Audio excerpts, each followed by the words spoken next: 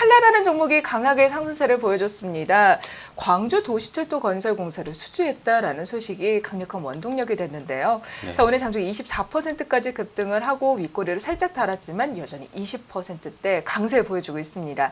최근 주가가 바닥권에 형성되었기 때문에 이때 들어갔으면 너무 좋았겠다라는 아쉬움이 남기도 하는데요. 과연 이 상승세가 계속해서 이어질지 궁금해요. 어떻게 보시나요? 예, 저는 한라 같은 경우는 아무래도 그 계약이 나와서 이제 오늘 주가 상승이 나왔는데요. 대복주 중에서도 이제 철도 관련된 주에서 많이 상승을 못해서 아무래도 한라 같은 경우는 강한 상승이 보이는데 결국 두 가지 테마인 거죠. 대복주 중에서 철도주 그리고 또 하나는 이제 공급 계약이 나왔는데 한라 이 단일 판매 공급 계약 제가 체크해 보시면 항상 중요하다고 언급을 많이 드리잖아요.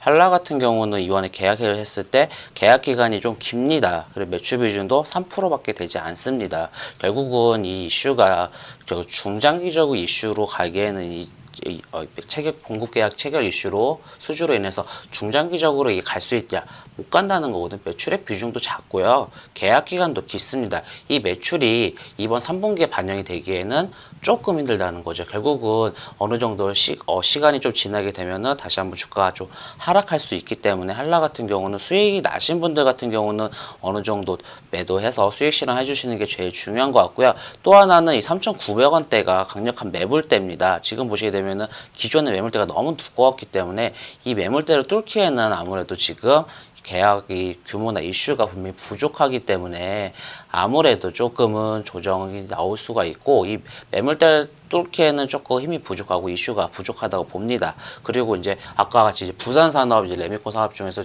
대표적인 게 이제 철도주 관련된 좀 얘기 언급드리게 되면은 왜 트럼프 철도주가 강했냐? 그런데 숨 좀 쉬시고. 예, 네. 철도주가 좀 빨리 많은 얘기를 해드리고 싶어가지고 철도주가 왜 강했냐 보게 되면은 철도주 같은 경우는 유럽 그 트럼프 대통령이 이제 유럽 그 회의 G7 회의에서 그때 언급을 했었습니다. 북한은 철도주, 그러니까 철도가 산업이 되고 하게 되면 엄청난 성장성이 있다, 잠재력이 있다고 언급을 했습니다. 그래서 그 중에서도 이제 이틀 전인가 이제 북한과 미국이 이제 북미 회담이 9월쯤에 9월인가 10월인가 제 생각 갑자기 생각이 안 나는데 회담이 3차 정상회담이 열릴 수 있다고 했기 때문에 언급이 됐기 때문에 그 전에 아무래도 트럼프 대통령이 철도를 한번 언급을 했습니다. 그렇기 때문에 대북주주에서도 아무래도 철도주들이 아무래도 강한 상승이나 이런 흐름을 보였던 것 같고 분산 산업 같은 경우 대표적인 기존에도 이제 대표적인 대장주였기 때문에